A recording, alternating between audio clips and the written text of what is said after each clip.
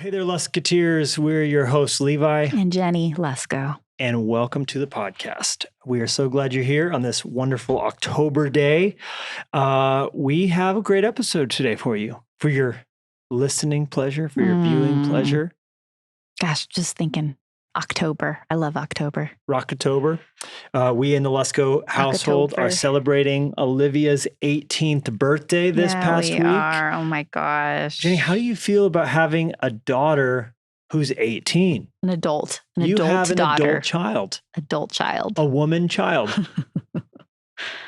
It's wonderful. That's amazing. It really is amazing. What a passage of time. What we've seen it coming for a while, of course. I think when she turned 17, it was like, oh, wow, that's a very significant moment because this is our last year with her as a child. And now she's a major. Like when I took her to her last doctor checkup and I was like, wait, I guess next time you come, you could technically come on your own. She would have to get you a sign off to get you to have any HIPAA information anymore. Oh gosh. Incredible. So well, happy birthday, Olivia. Yeah. We love you. Man, incredible. You've heard her here, of course. She's been on the podcast some and just so fun. Beauty. What a joy. Yeah. What an honor to be a parent of an adult now. Yeah. I'm still getting used to that. It's like when you have a birthday, but then you keep referring to yourself as your old age. Right. It's like, oh, wow, we have an adult child. Yes. Very cool. Hey, come on. We made it. Oh, ow. Too much? Too much. Back it off. Back it off. Tiny smidgen.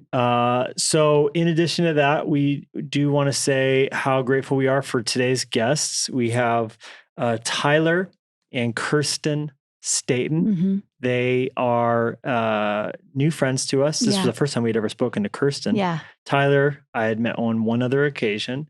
So I know you Luskatiers enjoy the new energy of us feeling each other out. Awkward blind date. The awkward vibes. No, but it was cool to get to know them a little bit. Yeah, no, they're really, really special people. And I wish we'll just have to have them back because there's so much more. We got some of the basics out. Mm-hmm.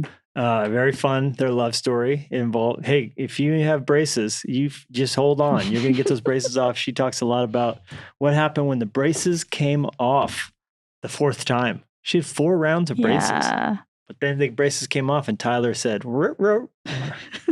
That's like his antenna. Oh yeah. Ruh, ruh. And then there was love, and he was Twitter-pated, or Tyler-pated. Tyler-pated, that's funny. But Tyler and his lovely wife, Kirsten, they live in Portland, Oregon, where Tyler is the lead pastor of Bridgetown Church. He's also the national director of 24/7 Prayer USA. Mm-hmm. He was telling me that this is a movement of churches that have a presence of prayer 24 hours a day, 7 days a week, somewhere in the church. So people sign up, take an hour. They might take 3 a.m. on Tuesday, and someone's in a room somewhere in that church praying at all time, 24/7. Wow. Which is very cool. I love that. He also is an author and has written a few books. We do get into a couple of those messages in this conversation, but it's wide ranging. I would say a big part of this is figuring out how to respond if God calls you as an Abraham to let go of an Isaac, something God gave you that you thought you were going to hold for a lot longer, but then you're called to offer it up. That's something all of us are going to have to face, right? Like what if God said, hey, you can't be that Fresh Life anymore. You can't do Hey It's Luskos anymore. Do I say, hold on, God, right? Or do I say, yes, Lord, right? So I think that's one of those things you got to figure out, how would I respond if God told me to stop doing something I thought he was always going to call me to do? Right. They wrestle with that. They talk about that. Yeah. They were gonna in their minds lead this one way, serve in this one way for their whole lives. And then God had different plans. And so they talk about some of their process on figuring that out. And I think for all of us, there needs to be a light touch. Yeah. Right. I've always been reticent to say, I'm going to do this till I die. Because it's like, how do I know what I'm going to do tomorrow? Totally. I just want every day to do what God called me to do. Amen. But that being said, if God allows, then I'm going to keep doing this for whatever, right? So, we're at episode 139. So, if God wills, will we see episode 700 of Hey It's Luskos? Maybe. We become the 700 Club. Wow. All right. Okay. All right, Easy Rider. So, we are pleased to introduce you to Tyler and Kirsten.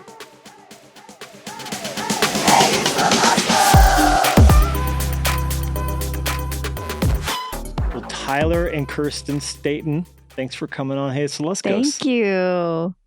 Absolutely. We're grateful to be with you guys.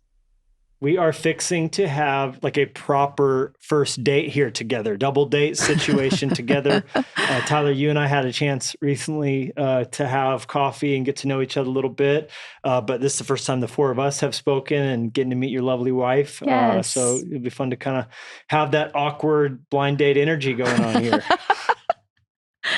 It's great.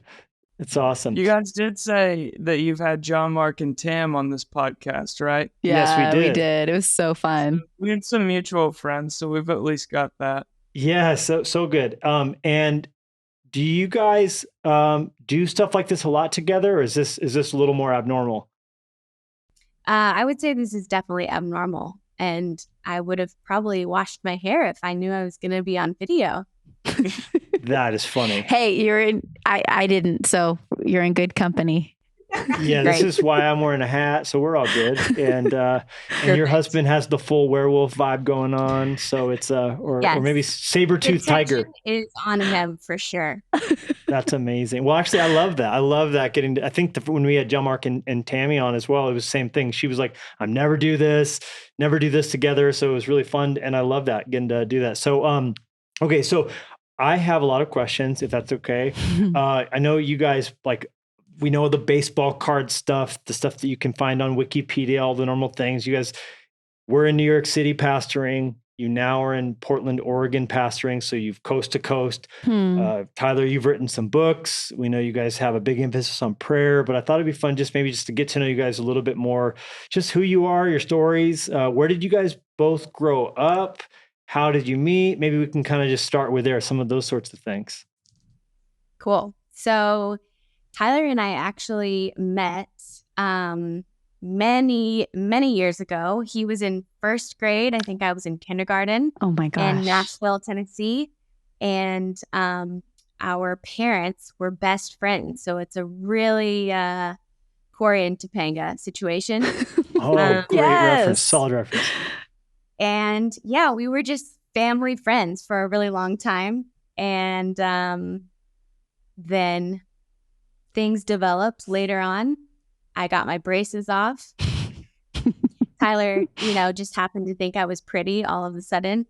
And we kind of just became really good friends in high school. His family moved away. And then we developed our relationship from there. It's a long, winding story that essentially culminates in we both ended up in Chicago for college at different schools.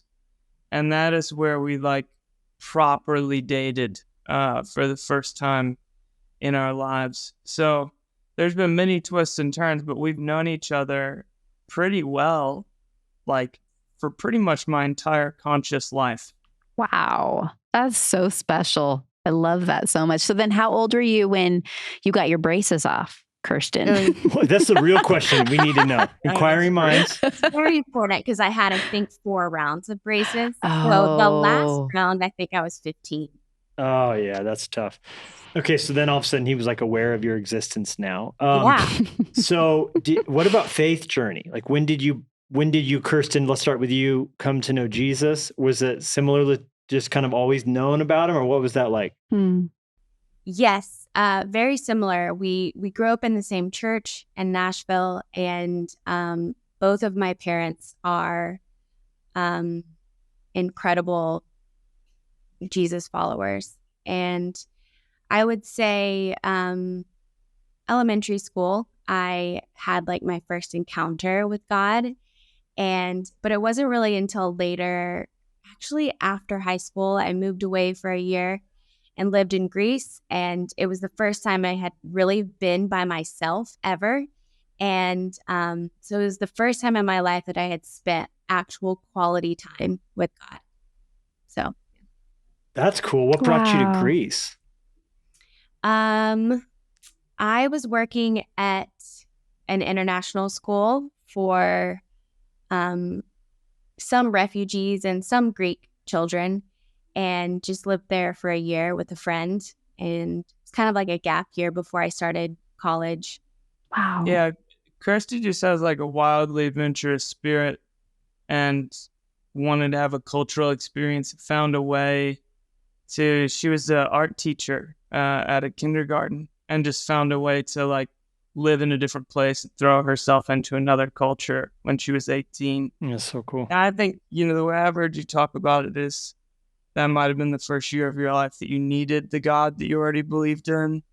Yeah, and absolutely. and therefore became kind of like a sacred place where a true spirituality began to be cultivated. Yeah, for sure. Wow. Very good.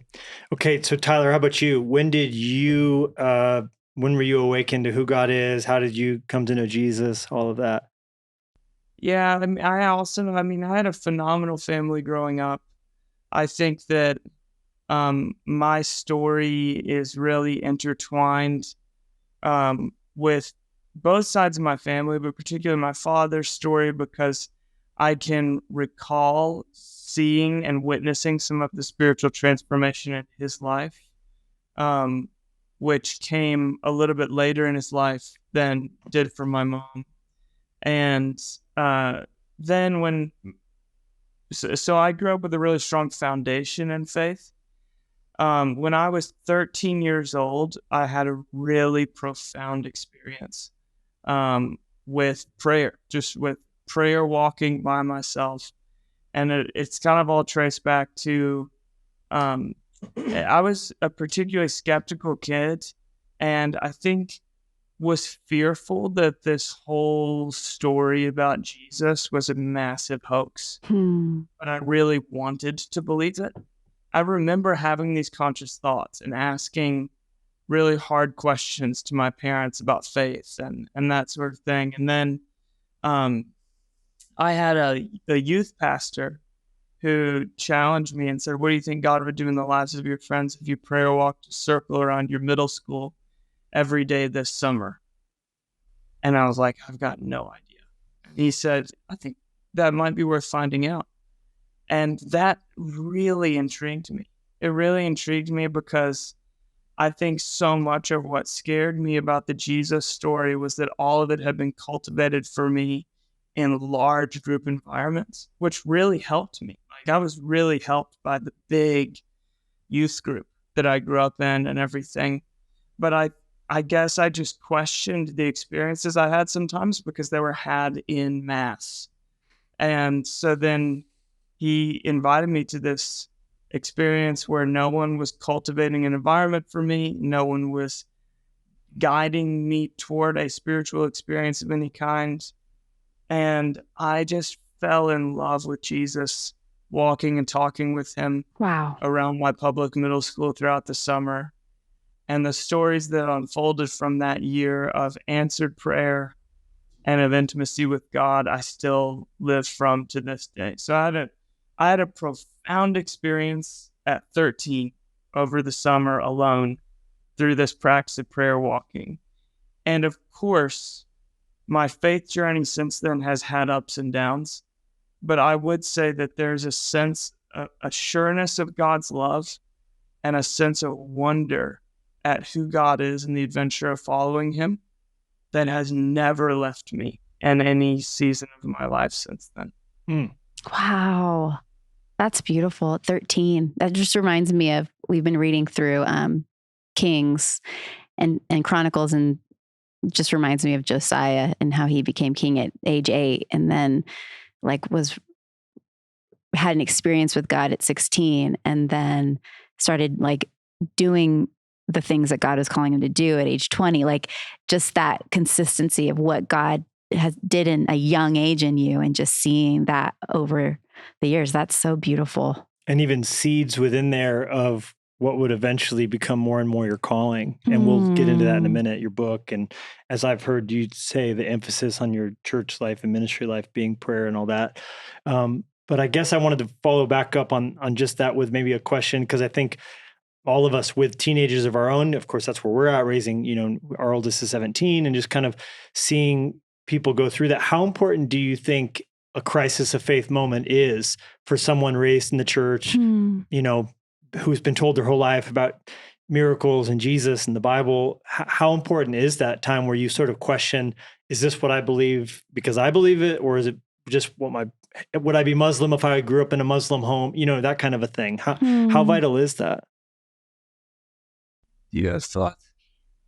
I mean, I just think it's totally dependent on the person, I think some people go through their whole life and have a genuine faith where they don't question, and not don't question, but they may doubt, but I don't think they have this crazy moment.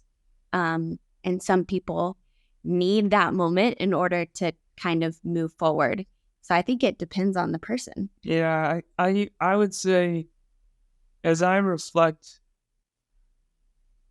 well, I would say this in general. I think that we live at a moment when doubt is a little bit glorified because doubt feels sincere.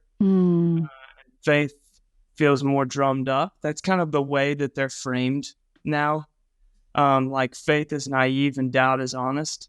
Right. And I would say like either one can be as honest and sincere and as gritty as the other. Great. And neither should be feared. In fact, I think a person of faith must be freed to doubt in order to deepen their faith. And so as I apply that to my own journey, I think the thing that was significant for me was not, I didn't really have a crisis of faith, but I think I was given permission to question and to grow into my faith at a pace that was right for me. And my questions were never threatening. Like I never felt like, I know my peers have reflected back to me that I definitely was the one asking the most questions. I'm the middle of three boys and asking. My dad laughs to this day about like when I would be putting you to bed at night, you would ask me a polarizing question about the human condition. And he's like, I just remember going like kissing you on the forehead, going back to my room so many nights thinking, I don't think I did that right. And I got to look at the answer for that. Yeah, but, I got to study before I put Tyler to bed. Yeah. Went up on my apologetics. My questions weren't threatening. My parents were never worried about who I was going to become or wasn't going to become. I never detected any of that. And so I felt a lot of freedom that I can interact with Jesus and the Jesus story as myself. And that's like a part of who we are as a family, but it's not, it never felt coercive. And it never felt like, well, if you don't become who we've envisioned you to become, because I actually never thought like, I never felt that there was someone I was supposed to become, and for my own children, I hope I can give them that same kind of gift, just where they have space to question in a way that I think is based on trust in God, who knows them and knit them together and can guide them on their journey better than I think I can, Wow. Very, very good. That's beautiful. I love that, the sort of tension there, that you're acknowledging, the almost glorifying of doubt in this moment, as though there's not a faith step involved in atheism, which there is just as much, right? I mean, at the end of the day, it's still a faith statement. There is no God or whatever, but that you're also saying like that your parents didn't overreact and freak out and, you're questioning the narrative, right? Like as you were talking, I was thinking about Paul before Agrippa, when Agrippa said, "You're crazy. Much learning has made you mad." And Paul said, "No, I actually speak the words of truth and reason. And these things were not done in a corner," almost challenging Agrippa to look into the evidence. These people are still alive. You can go talk to people who saw Jesus. Like there's a soundness to our faith that can handle scrutiny, that you can look into the historicity of the New Testament. We have nothing to hide. This is not some cult where you don't get to challenge the narrative because someone said so. Like we get to be Bereans, look into these things, all of that. So I love that. And I think that as parents gives us the confidence to, and to be willing to say to our kids when we don't know, like, hey man, I don't know. That's a good question. Let's look into that together, right? Mhm. If for those who are listening and have a Tyler in their family who's like, man, you got better questions than I have answers, to say, hey, like we can tell our kids, that's a really good question. Let's look into that together. Yeah, so good. Yeah, one other thing that comes to mind is I think I didn't have a crisis of faith because I wanted to believe the Jesus story because it was going somewhere good and it was doing something good to me. I think I was afraid it wasn't true because that produced more problems for me than it solved. And I think often what isn't discussed with faith and doubt is people form community around doubt or disillusionment or pain the same way they do around redemption or hope or love. And that's because belonging is powerful, wherever it comes in. Right. When we form community around our doubt or our shared disillusionment, like there's a lot of very legitimate church hurt in individuals in the world today. And that's like a real thing. Yeah. Like church is an institution that is run by messed up people. And so people hurt people, and that's a real thing. But if we form community around our shared pain or our shared dislike, and then I'm defining myself against something, and I'm finding people that can commonly comfort in my wounds. But where is that story going? Is it taking you somewhere redemptive? Is it doing something good to you as you go? What I knew about the Jesus story is it was taking me somewhere redemptive. It was giving me a way of understanding the world and other people that felt good to wear. And it was doing something good in me. And so it was painful to think about, what if all of this is a hoax? Then what do I do with myself? And that's what was hard. And so I think as a parent, my hope is that I can carry this story in a way that my children will have the same impression, where it's like, this is a good story. I hope it's true, Wow. Totally. Even if it's not true, you should want it to be true because, yeah, right. But it is. Everything we're talking about, by the way, reminds me of when I first heard about you, actually, because you wrote a book called Searching for Enough, which is a high wire act of the walk between truth, faith, and doubt. Is that right? Mm-hmm. And that something like that. Something like that. You're on a high wire. You have a pole in your hands. But I first heard you on an Instagram Live. I was sitting at one of my kids' tennis practices, flipping through Instagram, and I saw that it was live and it was you. And I had not heard of you before, but I liked it because you were kind of talking about all this faith and doubt. And at the time, you were pastoring and leading in New York City. Both of you were, and I mean, which I do want to get to in a minute, talking about just your ministry time there, you being there during the pandemic, all that. That must have been crazy. But you were talking about kind of reaching a post-Christian culture in a winsome and loving way, reaching people who have doubts. And so this is the people who are hearing this going, I want more on that. That would be a good place for them to go, right? Yeah, I hope so. That book is an attempt to articulate the gospel through the emotional apologetic that is the human experience. Like, if I pay attention to my life, Frederick Buechner had this phrase, listen to your life, that used all the time. So if I don't base my faith on an ancient text that I'm suddenly questioning or something like that, but instead just trying to figure out about what do I think about life if I just pay attention to myself, to my emotions, to my experiences in the world.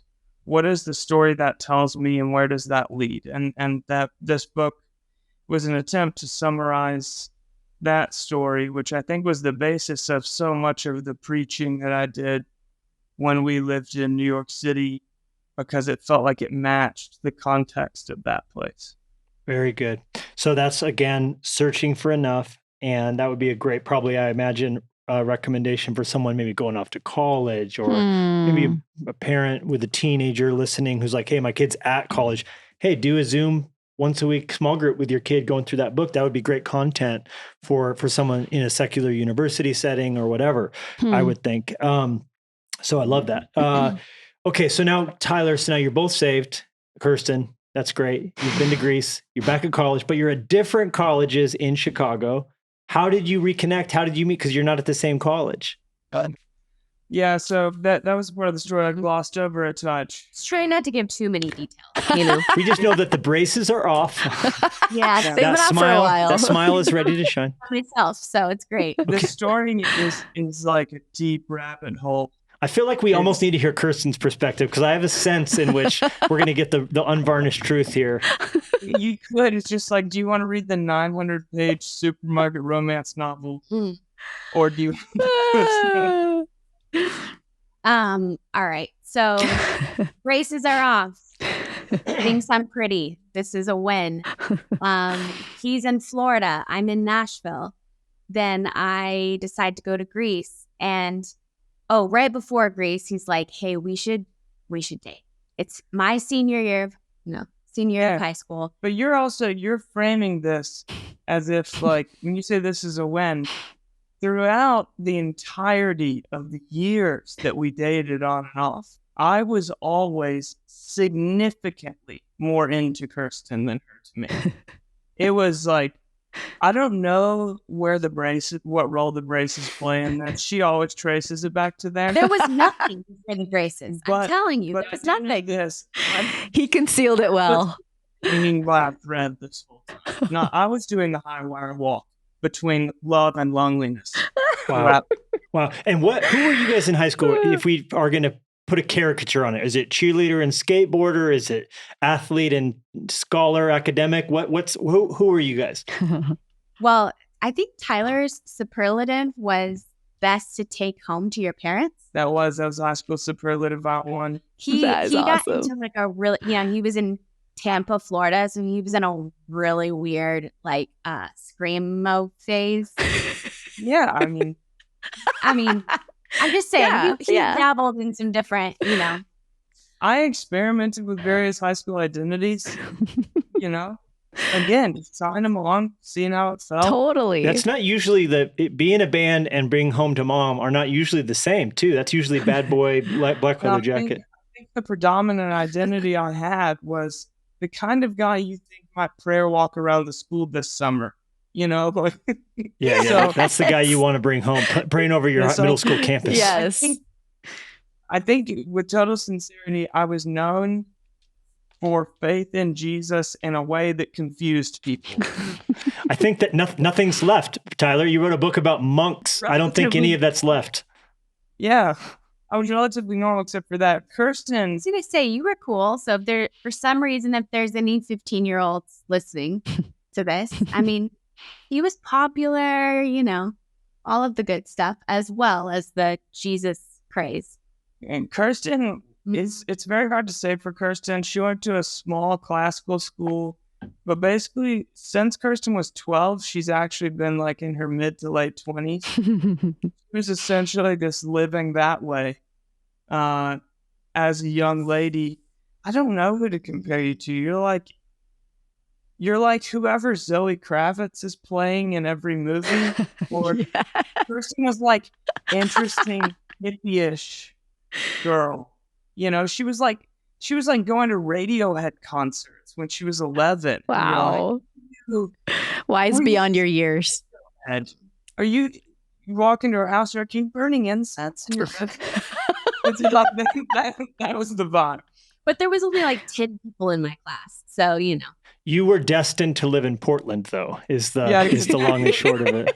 She was Portland before Portland. She's moved on now. Very good. Very good. Okay, now I feel like I have the sense now. All right, so now you're in Chicago, and how does this all take place? So, Can I say this one quick thing? Okay. I worked at Enterprise Rent-A-Car when I was in college. I spent every cent that I owned and flew spring break to Greece in a what turned out to be successful attempt to convince Kirsten, your gap year's coming to an end. You can live anywhere. Wow. You can go to school somewhere. Chicago has so many schools. And I literally said to her, and these Bible college credits will not transfer many places. Yes. Wow. So actually what happened was he came to Greece and we had been chatting Skype, ever since I moved there, but we weren't together, really wanted to have that experience on my own. And then he gets there and he's like, you should move to Chicago. And honestly, I was kind of like in turmoil. I was like, maybe I should just go to UT and, that would be the University of Tennessee. Yeah. It's like Very where good. most of my friends were going at the time. And I was like, I think I'm just going to pray about this. And I lived in this flat with like a big wraparound porch. And I kid you not, I was praying like, God, I really need you to reveal to me what I'm supposed to do with my life. And I lived in an area of Greece where no one really even spoke English. Like it was, we were 20 minutes from Athens. So Athens, sure, you get a lot of things that are Americanized. But where we were, it was pretty remote. And a few days after I had been praying, like, please show me, I need a sign, whatever your prayers are at 17 or 18. God, drop from this, the sky and tell me what I'm supposed to do. And a guy named Yorgo, ran in front of my apartment in a head-to-toe tracksuit, a Chicago tracksuit. Chicago Bulls. Yeah, Chicago Bulls tracksuit. Wow. That was it. It's a sign. That So it was was either the God answer. Wow. Yes.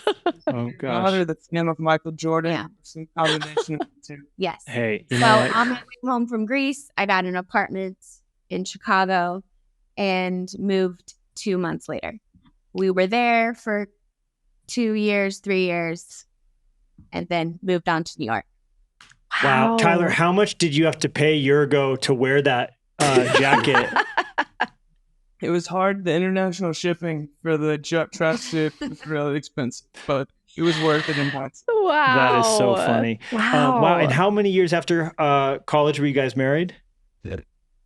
It was the first year out of school. So then I got offered a job to move to New York City to be the youth pastor of a church.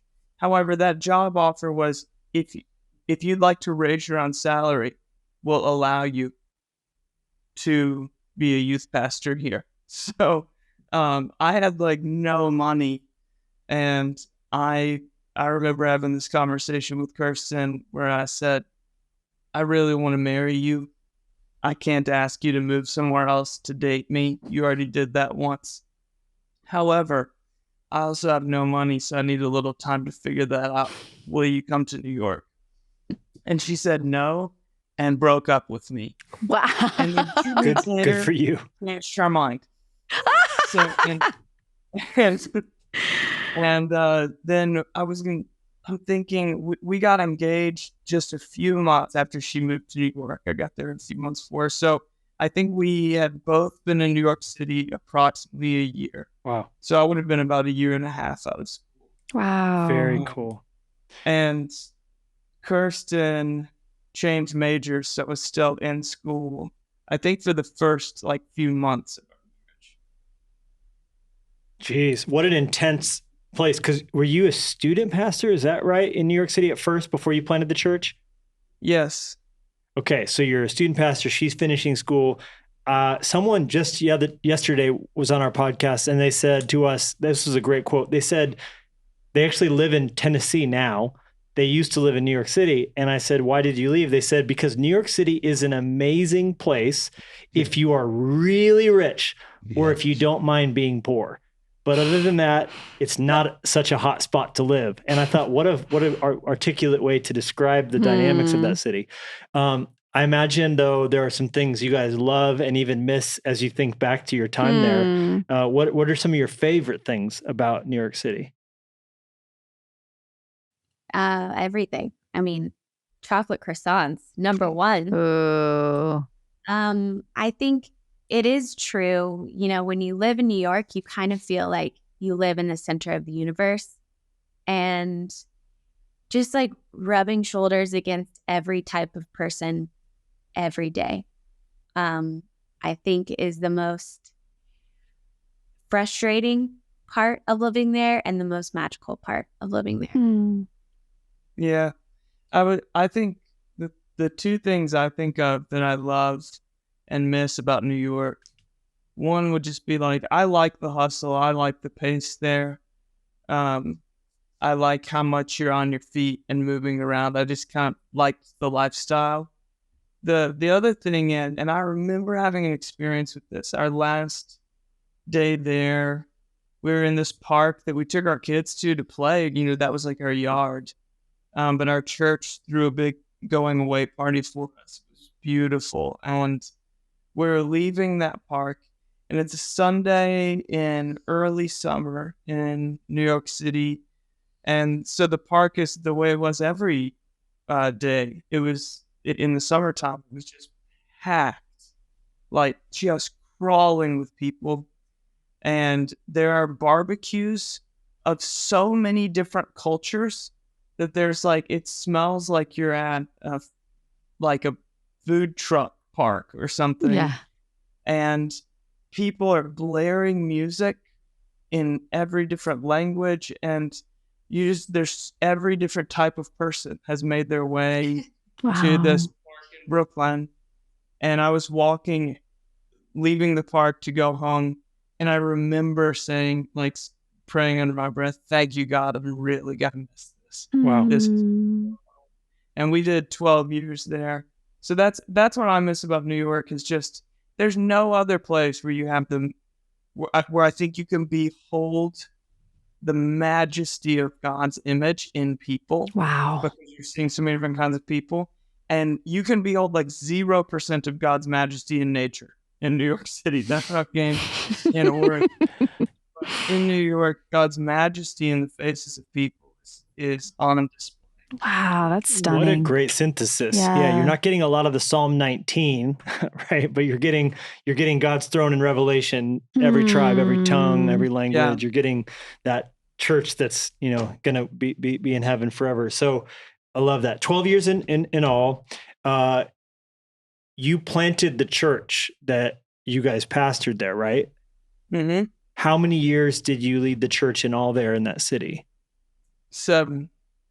I have to imagine now. Of course, we've never had to. We've only planted just the one Fresh Life Church, but we think about how hard that would be to walk away from what your blood, your sweat, your tears. Of course, it's Jesus's church, and we're all going to leave eventually, and it's going to be handed on to someone else. So it's not like a sense of my church or whatever like that. But I can't imagine there's not some emotion and some feeling as you think back on the difficulty of accepting God's redirection for you guys' path. Yeah, most definitely. We both had that experience. I mean, I've definitely got some funny stories about when we first decided to even consider the invitation to come to Portland and pastor at Bridgetown. I couldn't have been less open. And I think without ever really talking about it with Jesus, we had both really attached ourselves to an idea of like, this is where we're going to raise our family. These are the people our kids are going to grow up around. And this is the life that our kids are going to know. And one day someone's going to scatter my ashes in Brooklyn, Right. Like that. I just assumed that to be the trajectory of my life, both because I loved it. And I loved, I don't know if it's so hard to cultivate the type of bond you have with people that you laugh hysterically with because they're your friends, but that also like helped you start something that became a community where people are being redeemed, but they were at like day one in your apartment living room. It's just to do something like that with others is a bond that I haven't had apart from planting a church with community. And so to detach ourselves from that was extremely painful. Like I think the entire process of discernment and leaving was pure grief. We, while in New York, had no experience of excitement about what we were anticipating, no dread. It was just only grief. Wow. And thankfully, we had our first ever sabbatical in between. And that, I think, was a real help to both of us. We didn't go from New York to Portland. We went from New York to traveling family adventures. First time in our lives we've ever had an extended time where I wasn't working, and we were both just together with our children. Wow. So then we just emerged from that really special liminal space in a new place and began a new life. And that allowed us to relate to Portland, I think, without grief, carrying grief then, or comparison between cities and things like that. Wow. Wow. Yeah, I would describe it as I felt like somebody punched me in the stomach, like it just hurt bad. But it also, I remember Tyler saying, like, man, how lucky are we that, like, grief is awful, but it does illuminate how blessed we were, with people, with the church and relationships. And I just remember being like, people work their whole entire lives to have friends like these. What are we doing? And feeling that sadness and that grief, I think, was truly a blessing, Wow. Jeez. Thank you for being willing to talk about all that. Yeah. Because it's so personal. So, the grief is like you said, and it really is a kind of grief. Like, I remember being a student pastor and always saying, I'm never going to trade in to become I saw youth pastors who kind of like looked at it as a stepping stone to real ministry in a big church, And so I always kind of had this, I'll never do that. I'm just going to be a ride or die youth pastor to the end, But then God literally challenged, God laughs when we make our plans, right? Because it's like God began to, make it, reveal it to me that I was, supposed to take this other opportunity. And I dug in at first because it's like, no, I said I would never do this. But it's like, God's like, yeah, well, be that as it may. I happen to be God. It's like your idea of I'm going to be scatter my ashes in Brooklyn, which I'm sure the people walking down the streets would love that, by the way. Right? It's like, it's not like a big park. It's like a cityscape, like just Tyler's ashes going by and people's hot dogs, on the street corner. But off the Brooklyn Bridge, maybe. But to think about that, like, I think that's just something that we do tend to, I'm going to do this till the grave, but when you read the book of Acts, Paul's in a city a couple of years and here and there does need to be a certain sense of open hand in which we hold our callings, right? And that's a little hard because so much of our identity is shaped by our vocation. And if God does choose to change that, we need to pivot and not like I already wrote out my 10-year plan, God, right? Yeah. And I think there were two factors that influenced me a lot. One was New York City is a wildly transient place. I hear a lot of people, and I lived in Chicago, then New York, and now Portland. And in both Chicago and Portland, people talk about it's so transient. And I'm like, totally. But man, New York is a different level of transient. They're like the fact when we got past 10 years, we were like the most weathered people we knew. Just people so rarely really root their lives there for a long time for a variety of reasons. Or sadly, people are stuck there in cycles of poverty, but rarely anything in between. And so I think there was this, that won't be us. We're going to really commit in this place. And then also, one of the profound influences on my life has been the writing of Eugene Peterson. And I just thought, well, he just faithfully pastored this one church his whole life, and then like wrote some books from time to time. And I admired that. Maybe even idolized that story and assumed it would be mine. And because I thought that's what faithfulness means. Wow. And yet, like I said, that those were subtle decisions that I realized through a discernment process that I made without actually consulting God. Very, very good. Wow. Very good. Okay, I have a question. So as you were growing up, like, was there ever the dream of like, one day I want to start a church? One day I want to be a pastor. One day I want to lead in this way. Like, was that something that you kind of felt as a dream growing up, or was that something that kind of morphed into like, oh, this is what God's calling us to do? What was that? That was 0% a dream. I think I can give my story in quick bullet points, which is like, I grew up in a world where I heard a lot about people getting a call to ministry. And so I thought I needed to have like a second salvation experience to go to Bible college. And I remember, going into my senior year of high school, and I was more interested in the Bible than anything else. And that's what I wanted to study. And I talked to the pastor of the church my family attended, and I was like, how do you know if you're called to ministry? And he said something so helpful I've never forgotten. He just said, if you can't imagine doing anything else. And I was like, oh, great. Then I think I'm in. Yeah. And so, but then I never imagined preaching. I thought like, that seems awful. Like, do you have any idea how nervous I feel before standing in front of people?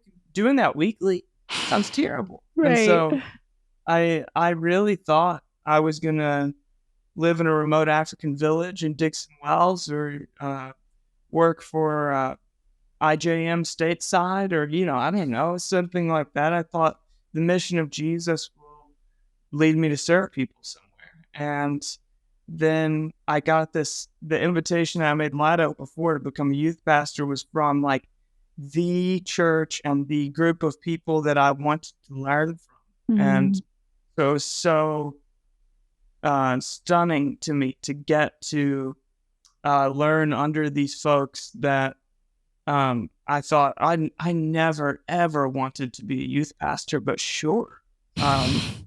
And then, like you, Levi, I thought like, I'm going to do this forever. And then God had other plans. And to me, church planting, when that became on the table, I felt really sober-minded about that, because I thought I was actually invited to pledge a church by a family of churches in New York that I was a part of called Trinity Grace, that I was a youth pastor within. And I thought, man, starting a faith community because it seems like the logical next career step seems like a horrific idea. Yeah. And so we had a shared discernment and prayer process around, should we move to Brooklyn and start a church? And both, but primarily I think through Kirsten, felt a clear sense of call to do that. And so I was 26. I never really imagined being the lead pastor of a church. I certainly didn't imagine starting one when I was 26 years old. So that every step of the way, it has been quite surprising. And I think more like God having to gently father me along and say, it's okay. You can try this now. It's okay. Wow. Yeah. Wow. Thanks for sharing that. Mm-hmm. What about you, Kirsten? I was just thinking, like, what did I want to do when I was older? Thinking, I definitely did not want to be in ministry or anything related to the church. And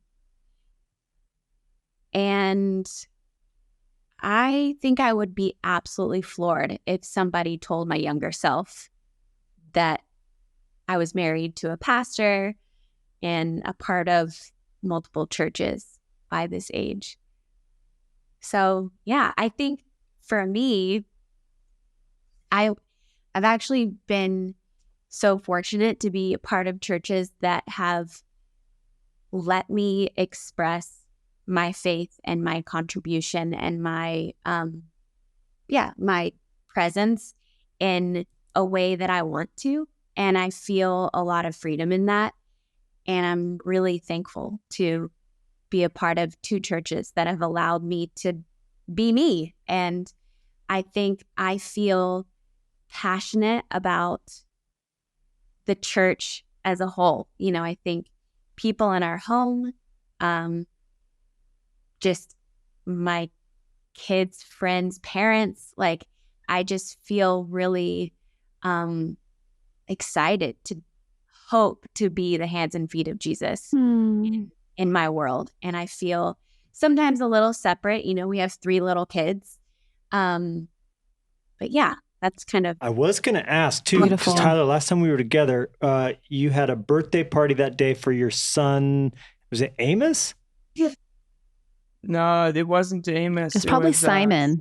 Simon. That's right. Yeah. Simon. And it was a pickle and baseball party. Is that right? That's right. Yeah. Pickles and baseball. How did the pickle and baseball party go?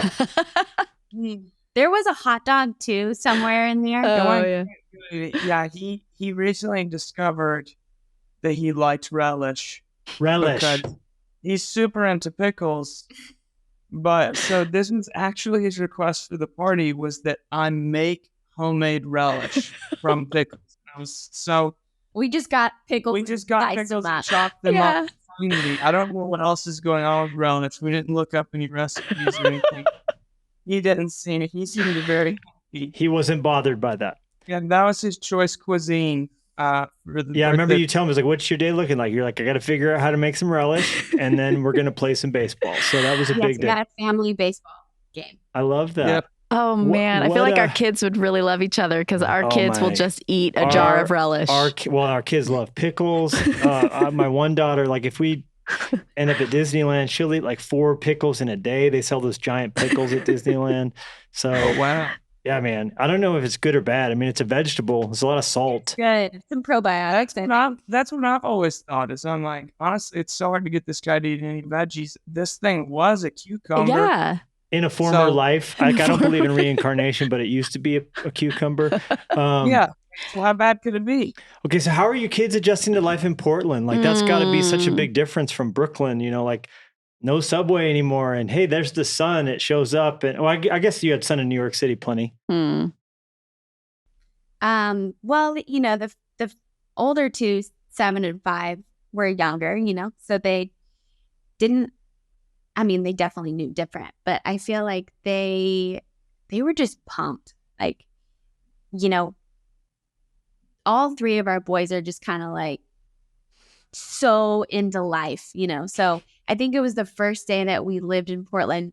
Our oldest son, Hank, was fishing in the pond across the street that I don't know if people fish in. No, they don't. There's actually signs everywhere that you're not allowed. No fishing. Yeah.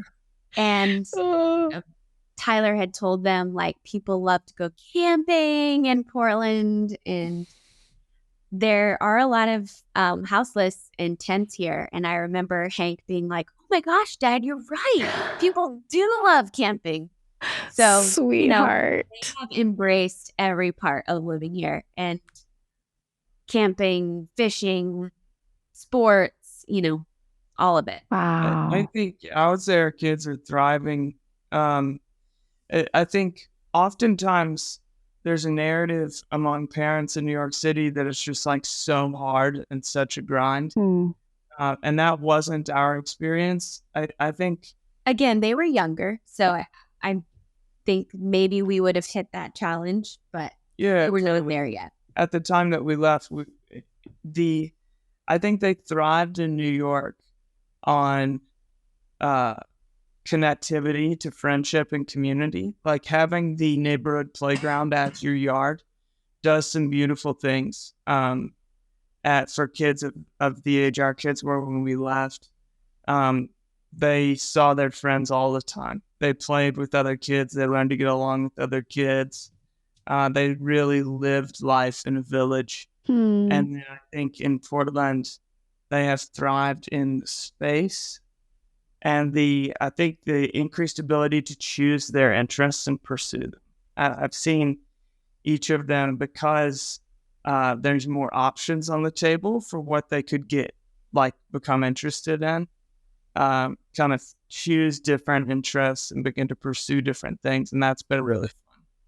Wow. Very good. Okay, we only have a little bit of time left, and I want to go a couple ways. I do want to save a few minutes at the end because I want to talk about your newest book on prayer. But I thought we could talk about Succession. You know, that's a big popular TV show, but it's also what you've kind of lived through in two different levels.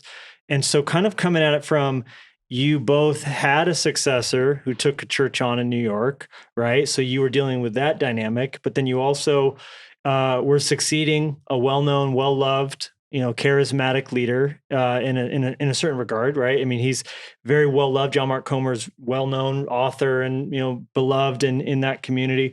And so, of course, as the phrase goes, it's tough sandals to fill, right? So what are some of you guys' thoughts as you developed on Succession? Because we're learning and wanting to learn for those, of course, we will one day hand off things to, but also just, you've also learned about it from the other perspective of handing things off. So you can take that whichever way you want to go. What are the sort of thoughts you guys have learned on the subject of succession? Well, Tyler probably has many more thoughts than I have, but we were so fortunate on this side of things to do this with the Comers. I think they did a magnificent job, just like being extremely upfront with us and vice versa. I think that we did create some good boundaries with certain things and certain decisions. But I think so many people do this, and there are things that, humanity that creeps in. Right. And I think that John Mark was so honest and transparent with Tyler. And so I think all I want to say is just the good and the healthy part of what we got to experience, I would attribute to the Comers. I think that they just did such an incredible job. So yeah, I think in short, we could have talked about this topic the whole time. There's so much to say and reflect on, but in short, I think that the person who has the most say in the health of pastoral succession is the pastor who's leaving that community. I think that person, as I was articulating some with the way that I related to my church in Brooklyn, it is only when you're leaving that you begin to understand maybe how much you are attached to the community that you've always said belongs to Jesus and not to you. Wow. Like how intertwined your ego becomes with your vocation, and it is up to a healthy follower of Jesus to do the hard work of formation, that is detaching my ego and championing someone else in public and in private, and so on and so forth. And John Mark did a brilliant job of that. I look back at a couple of things that were vital. One is when Kirsten talked about honesty, like when we really entered into a discernment process. John Mark and I had been very close friends for years. And so to the degree that when he called and asked me to consider this, I began laughing on the phone and said, "Man, there's no way I'm going anywhere." That was my immediate response. And he said, "I know, I knew you would say that." And so then when we actually said, okay, let's begin to talk about it, I remember saying to him, man, at the end of this, we're either going to be much better friends or probably not very good friends anymore. Right. Let's figure out what we have to do to come out on the right side of that. Mm.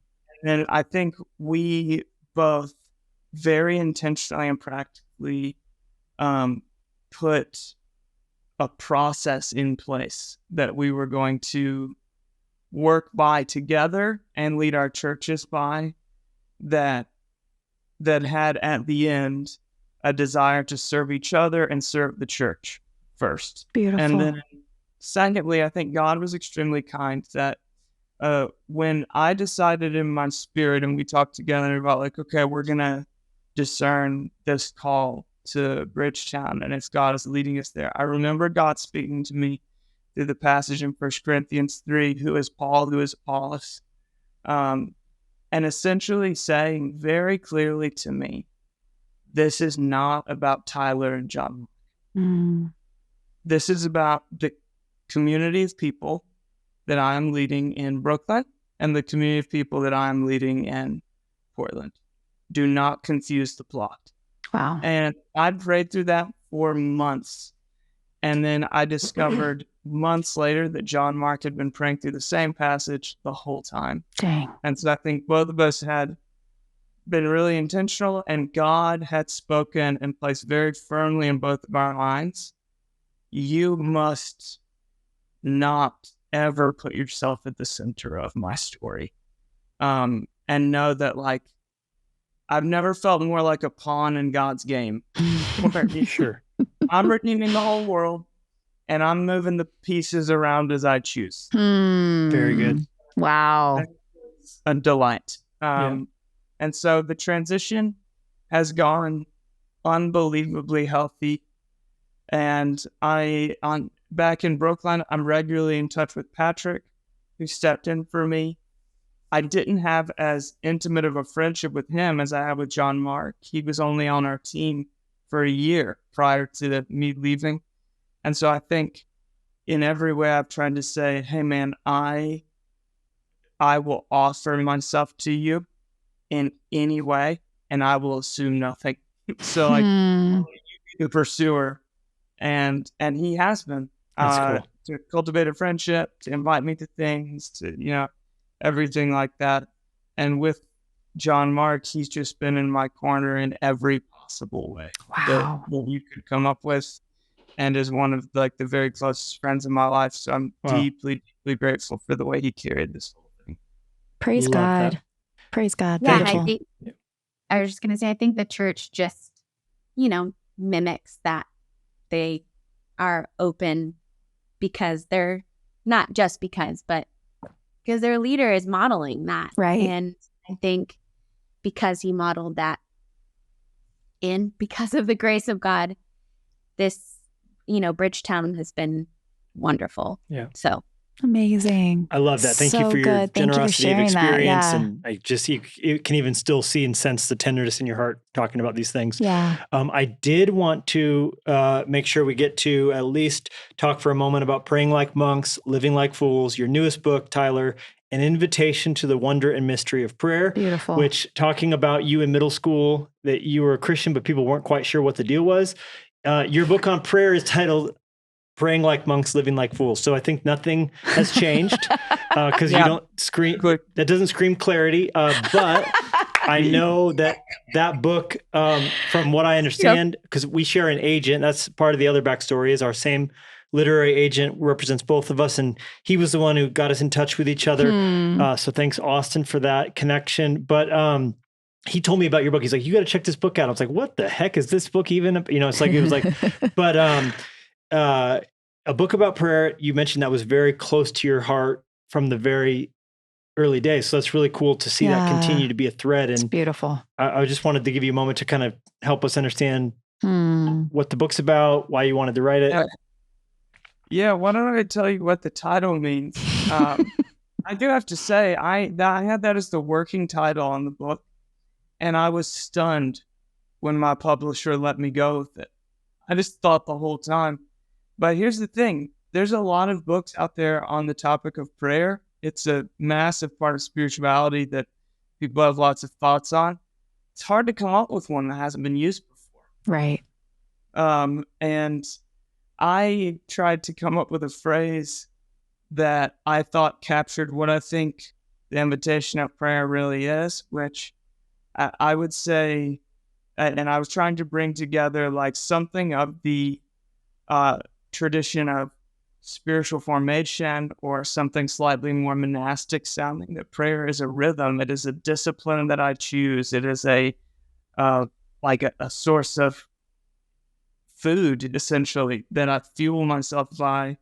And also, prayer is dangerous business, because prayer is the place that Jesus invites me to go with him where I'm going. And as I read the Gospels, Jesus is pretty much never taking the disciples where they think they are going to go next, or should go next, or really want to go next. He is throwing them into adventures that cause them to rely on God and then experience his kingdom coming and what's beyond them.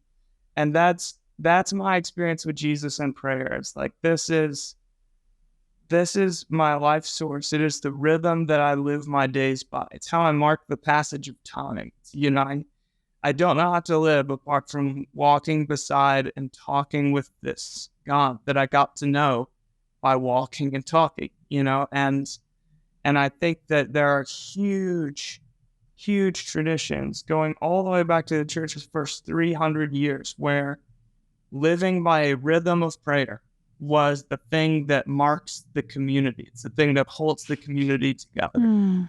So I wanted to talk about prayer that way, as like a rhythmic practice that becomes the center of our lives.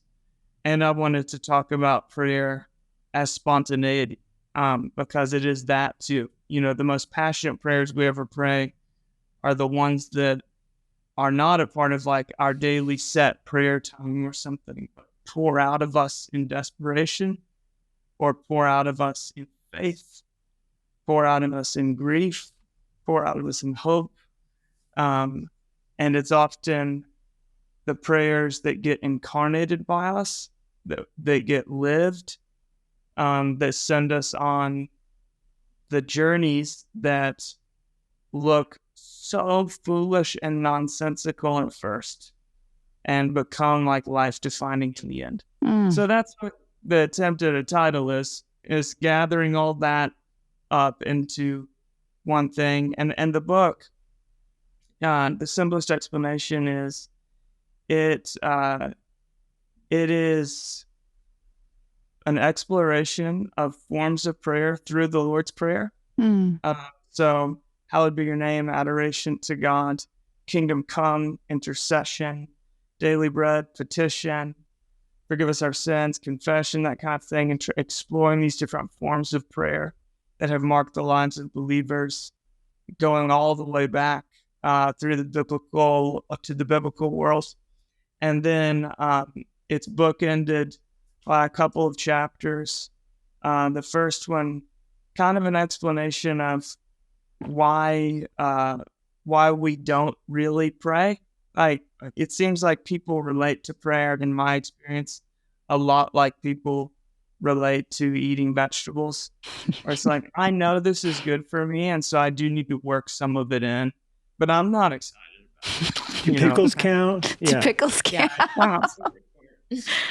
And then ending the book with an explanation of, I think, a place to begin with living a way of prayer that becomes the center of my whole life. So it was a joy to write. It was the overflow of who I am. It marks the life of the community that I led in New York. And that was a huge part of my grieving process, is I wanted to get this book written while I was still sleeping at night in New York City. Wow. And so during COVID, I sat down in the evenings and on Saturday mornings in my apartment, and I thought, this book is the story of the church that I've led, and so I must get the first draft down while I still live here. So I didn't have a book contract or anything. Wow. It was like my grieving mechanism. Wow. I need to get this on paper. I need to get the story that is marked the rhythm of this community onto paper. Wow. That is so great. Wow. Thank you for sharing all that. I knew there's something we have in common and in kindred, because I spent 2020 writing a book without a contract that I was sure no one would publish, that I thought was just going to be for me too. So we have that in common. Well, please do, everyone listening, get Praying Like Monks, Living Like Fools, or Searching for Enough. These are the 2 books that Tyler's written. Tyler and Kirsten, thank you for your generosity. Yeah. Thanks for hanging out with us today. We have enjoyed every bit of hearing your hearts and your stories and your journey. It was so fun. Thank you for welcoming us on and the invitation. Yeah, thank you guys. Thank you so much for listening. Be sure to swing by levilusko.com and jennielusko.com to see what's going on in our world. And make sure to subscribe so you don't miss a single episode. And in the meantime, we would love to connect with you on social media. Jennie and Levi Lusko, out.